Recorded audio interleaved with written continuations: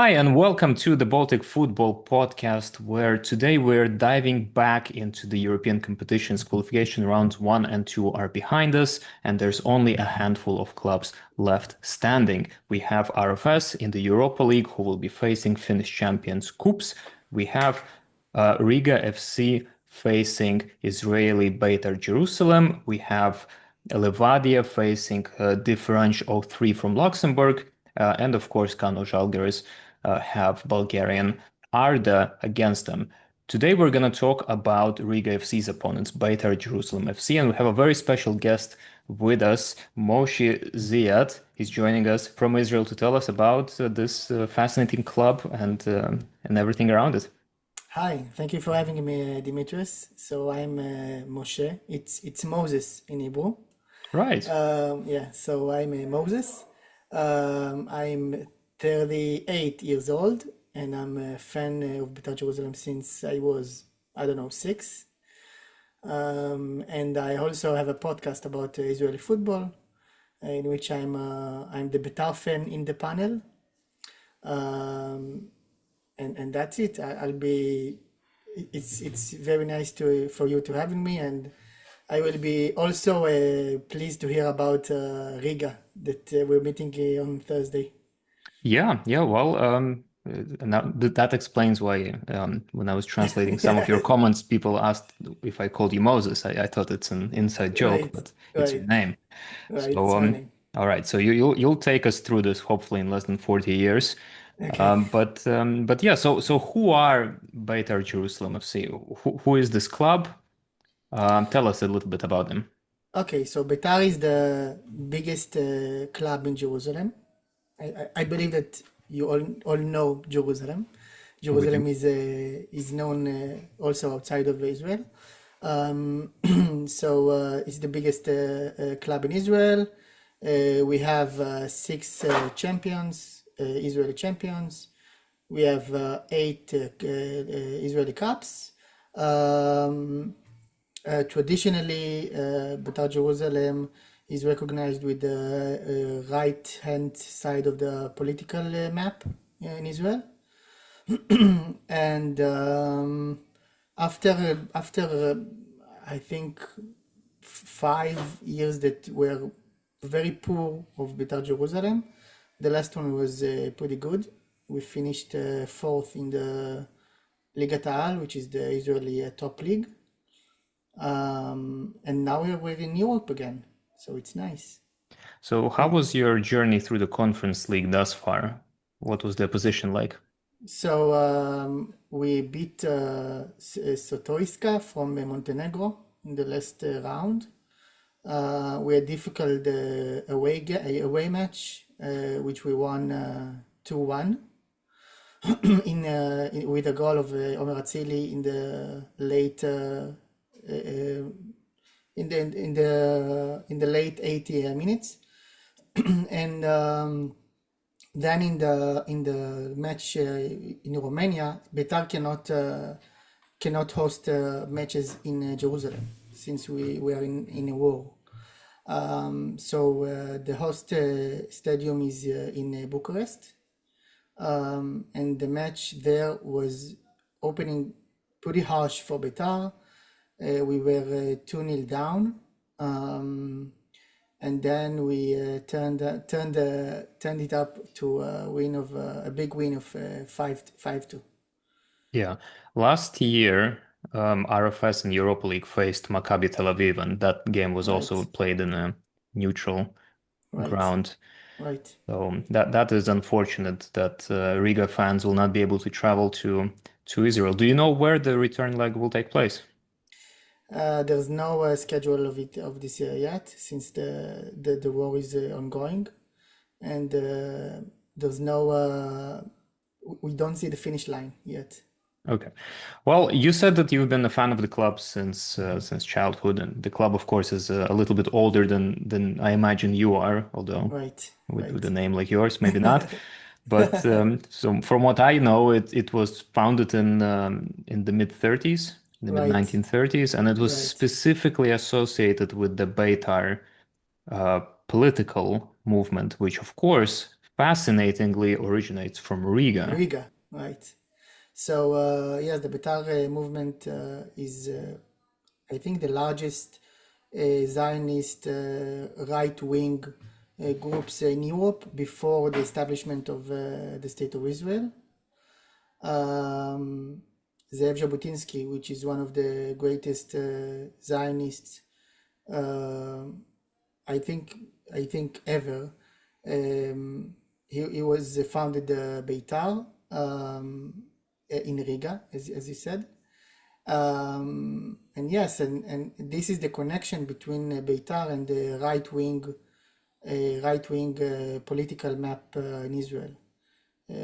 So the Prime Minister of Israel, which is Benjamin Netanyahu, as you all know, is also from a right, center-right party in Israel, and he is a fan of Beitar Jerusalem. And a lot of members of his party are also a fan of Beitar, and also political people that are from the far right in the political map in Israel are also a fan of Beitar. Sometimes you can see them in Beitar matches, etc. Right, so it's a club close to the elite. You said Zionist a Right, few times, and I just want to a little bit clarify because I would imagine many people don't really know what Zionism stands for or what it means, and it's often used as, well, if not a slur, then a word with negative connotations. right, Can you right. tell us what you understand Zionism to So, be? so Zionism is the right of the Jewish people to have their own country in the land of Israel, which is their homeland. So it begins mainly in Europe, in Riga, in Vienna, in Basel, where a few, I would say a few hundred, a few thousand of Jews leaders decided that the Jewish problem need to be solved in a way that the Jewish people will be protected and will be own a country of themselves, will control their faith. It started even before the Holocaust. It started with very barbaric acts that Jews suffered in Europe in the beginning of the last century. And then after the Holocaust, a lot of the Holocaust survivors with the Zionist leaders from Europe and from Arab states established the State of Israel. Yeah, and so Zionism really is just an The ethno-political right of ideology that says right, that Jews have the right to live in lands where Kingdom of Israel and Kingdom of exactly it, Judea and right, Palestine used to be before the Roman Empire rolled in and occupied the right, place. right, Yeah, and I think it's no coincidence also that Riga is the place where the Beitar movement originated, which, as you said, is a like an extreme version of Zionism, a far right version of Zionism, because in I think the Congress where Beitar movement was announced or articulated was in 1923, and of course in right, 1920s Latvia was going through establishing its own statehood. We had just completed our war of independence against pretty much everyone in the area, including our dear neighbors, Lithuanians, definitely, Estonians, and Poles. yeah. And the constitution of Latvia was adopted a year previously. So it was a time of this romantic nationalism, and Latvia, of course, is an ethno-nationalist state as So well. it was exactly it. Just wanted to know that Beitar was not established as a far right movement, but only a movement, a Zionist movement that is more recognized as a right wing. Later on, the team of Beitar Jerusalem is connected with also the central right in Israel, but also the far right of Israel. Yeah. Okay, so let's go back to the club now that we covered a little bit of history. Yeah, I read that the club is not only defined by its connection to center right and far right in the political spectrum, but also that's popular with Mizrahi Jews as right, opposed to Ashkenazi Jews. And Mizrahi Jews are, of course, the Jews that didn't come to Israel from Europe, but rather from right. North Africa The Arab and the Middle states, East. right. So is that true? Yeah, it's definitely true. Um, so it's quite interesting because Betar and the right movement, right political movement in Israel, um, was generated by the combination of the Ashkenazi right wing elites that came from Basel, from Vienna, and Riga, and the population that come to Israel from Arab states, from the Middle East, from North Africa. And then Betar it was the center of the combination of these two groups. In the beginning of the State of Israel, the left wing was it was the people that established Israel, and also they controlled most of the power centers in Israel.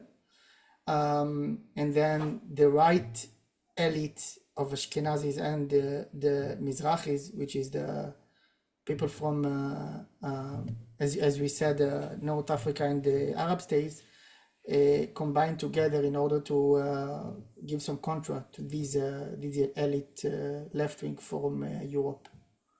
So in some way, you can say that Beitar was in one hand connected to the elite in Israel in the last, I don't know, 40 years or so, maybe more, maybe 5 years, 50 years. But in the other hand, it was also known as the opposition to the states. I would say even a little bit anarchy, anarchy stuff and anarchy attitude. Yeah, yeah, and another controversial term. So Yeah, anarchy doesn't mean burn everything down. It's a form right. of self-organization. Just challenge the center of power. Yeah, yeah. So what does it mean to you to be a supporter of this club, and what are their supporters like? There's a lot of stuff that you can find on the internet these days, and we've seen videos from recent fixture in Romania. Right. But what I would like to hear from you. What is it like? What does it mean? Who are these people? Who are you? So Beitar Jerusalem, as I said earlier, was not a huge success in the European competitions. Never. Okay. And now that we are back in Europe, the fans are very excited about it, very enthusiastic about it, and that's what you saw last week in Bucharest. I think you might see it next week, not this Thursday, but the next one, in Bucharest as well.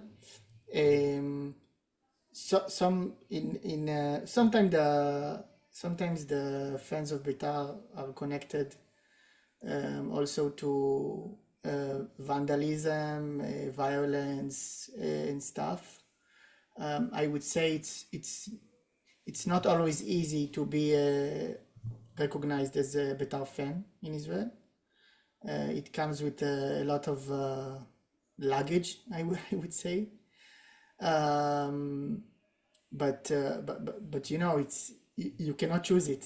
Um, you see a football team when you are very little, and you fall in love, and that's it. But you So you said it's the most popular club in Israel as well, it's not the most popular, but it's one of the most populars. right? I would say they were one of the three most populars, maybe with Maccabi Haifa and Maccabi Tel Aviv. Okay, okay. So you think we can expect many Beitar fans traveling to Riga? For sure.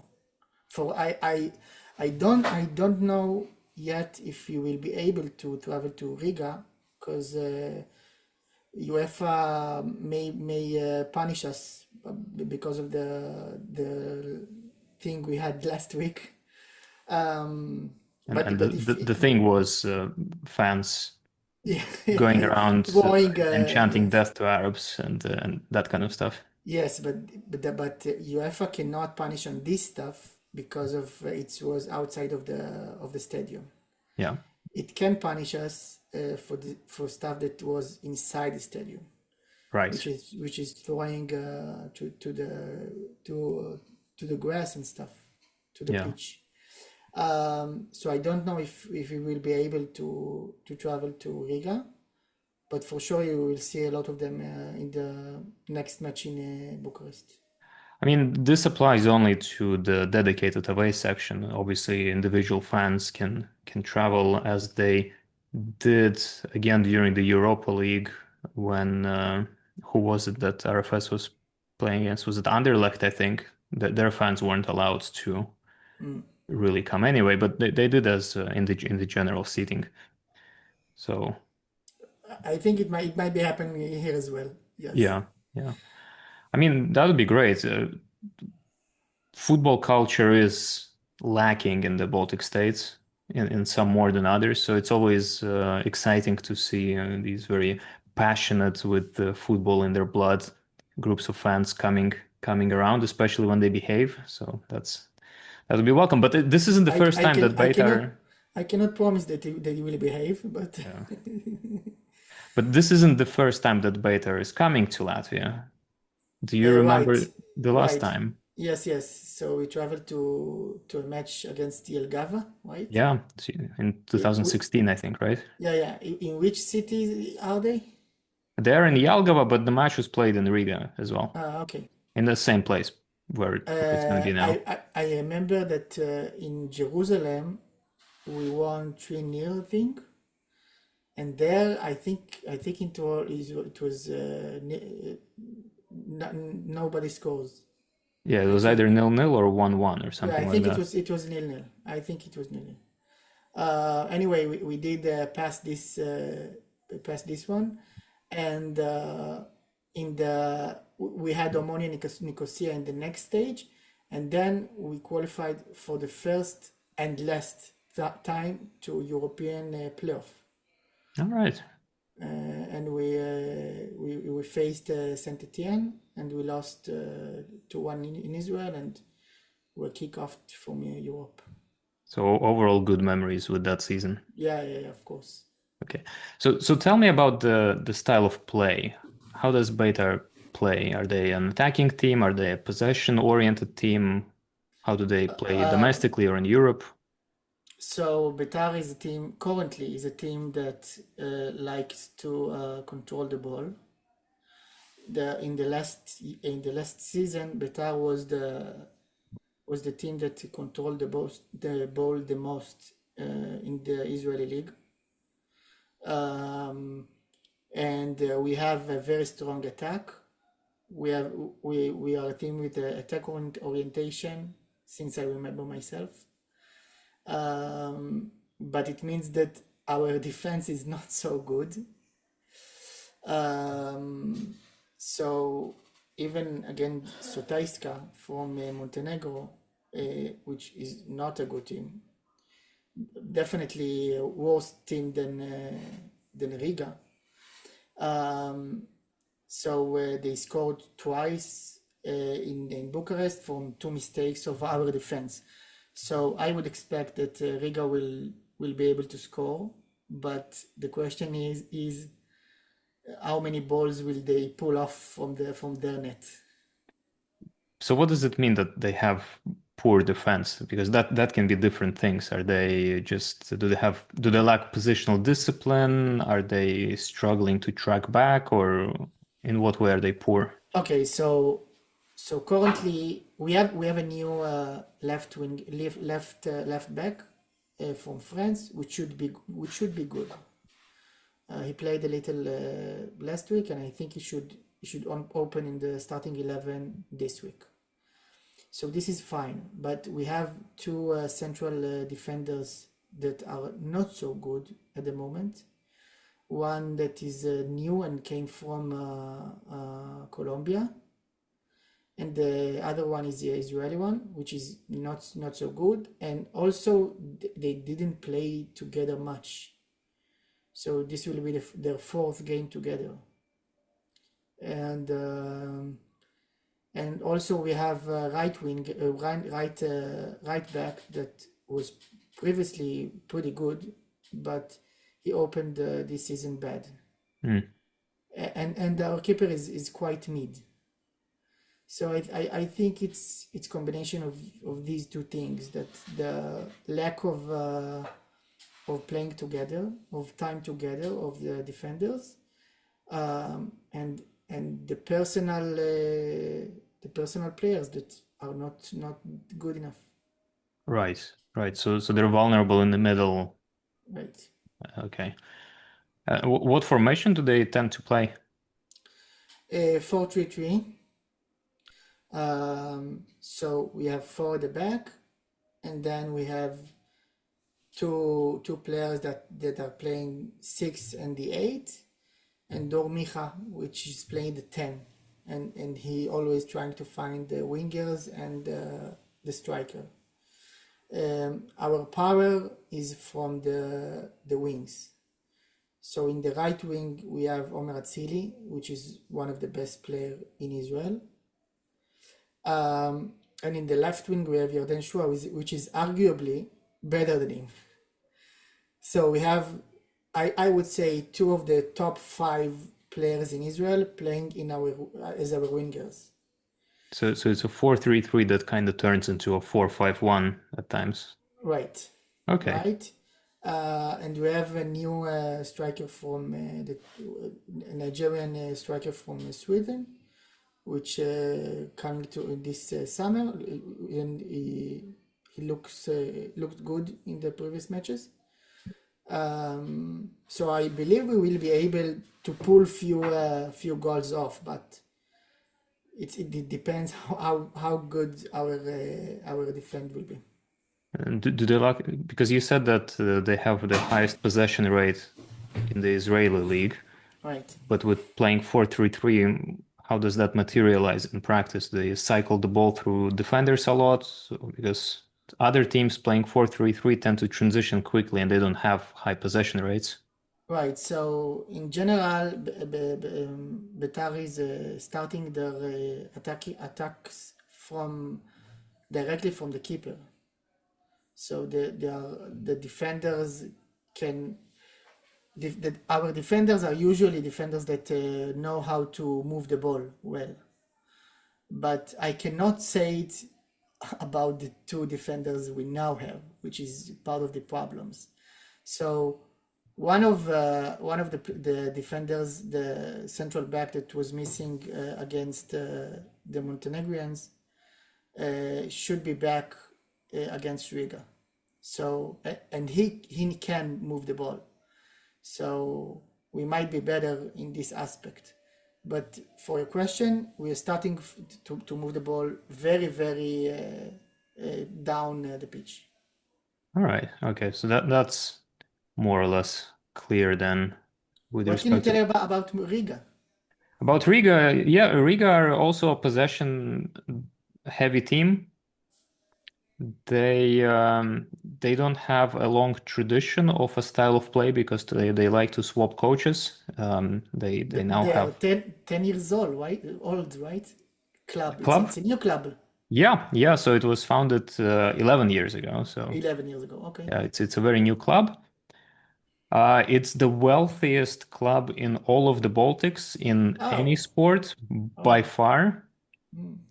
Ah, Um, by far, okay. by far, yeah. So it's not a small margin. It's a sizable margin. So it is a They growing club? You say it's a yeah, you growing can club? say that. Okay, so personally, I think that in order to grow, you need to have some degree of consistency and dedication to some kind of vision of what you want to grow into. Riga FC don't seem to have that, or maybe they're starting to develop it as of late. So, but they are known as big spenders. So they spend a lot of money on the transfer market, but then they like to throw things away that don't work out, and that includes coaches. Oh, They have only had one coach in their entire history of this, a little bit over a decade, who worked for an entire season. So, and that's not the current coach. The current coach is new. He joined. It's a Slovakian, Adrian Gula. He joined before the start of the season. And he's doing well. Riga FC did win three Latvian titles, oh, 2018 till 2020, three back to back, and they have three Latvian cups. They haven't won a title since 2020, and they are really frustrated and itchy in that respect. And they but have I saw that they are now in the first place in Yes, Latvia. yes. This year they have the most convincing shot at winning a title, although 2 years ago they lost it by a single point in the final Ah, game of wow. the season, Oh, okay. whilst leading as well. So they drew, whereas RFS, their closest competitors, they won their final game. So that was a bit dramatic. They've never qualified for Europe, although they have come close on a number of occasions. They've just been very unlucky. And kind of generally they are seen as a major club in the region, but also a club that has a lot of unrealized potential. So they're a little bit of a sleeping, lethargic giant in a So sense. they are considered to be bigger than Riga RFC that met Maccabi last year? They are, well, in what way? Bigger in what way? Uh, let's say value of players. Yeah, yeah. Well, value of players by transfer market is about the same, but you can't really, that's not an Yeah, of objective course. measure. Budget, certainly, it's about three times the budget of RFS. They seem to have more fans. They have higher game attendance. They are based at a more centrally located stadium. So, yeah, I guess you could say they're bigger in everything but on the pitch performance. And until recently, they were bigger in terms of their titles, but not really anymore. And who are the main and most important players? Yeah, so they have a very long bench that is very competitive. That's one of their strengths. They can easily field two fully separate starting 11s that will be not too dissimilar in terms of their quality.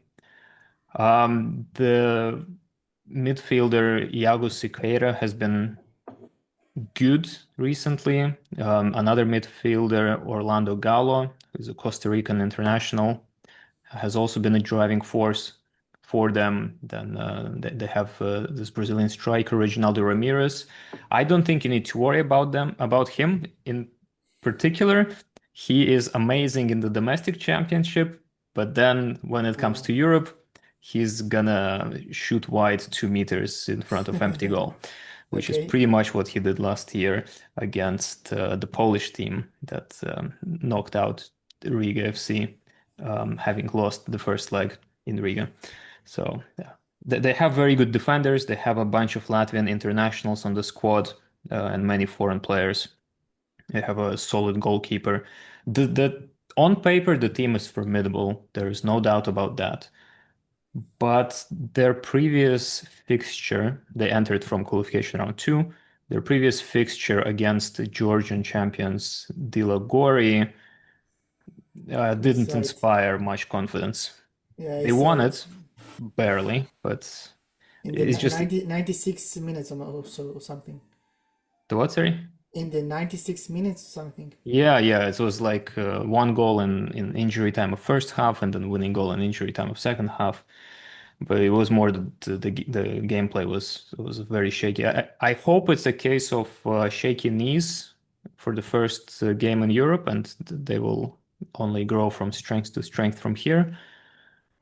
I see it as a 50-50 match between us and Riga. Yeah.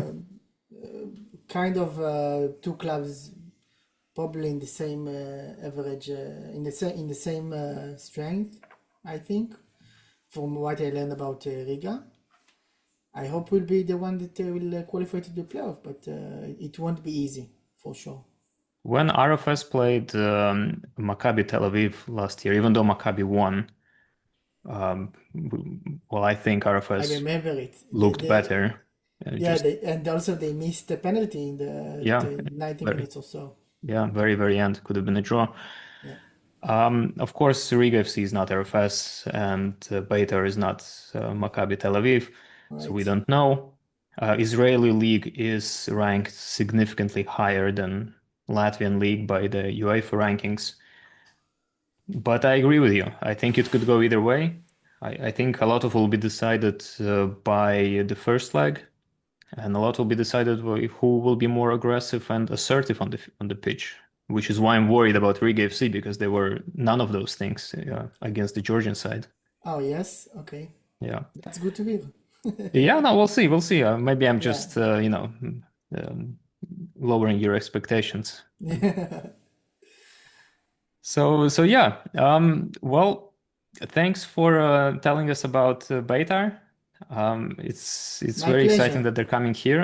I think Yeah. it's fantastic. This historical connection with Riga is such a fun coincidence.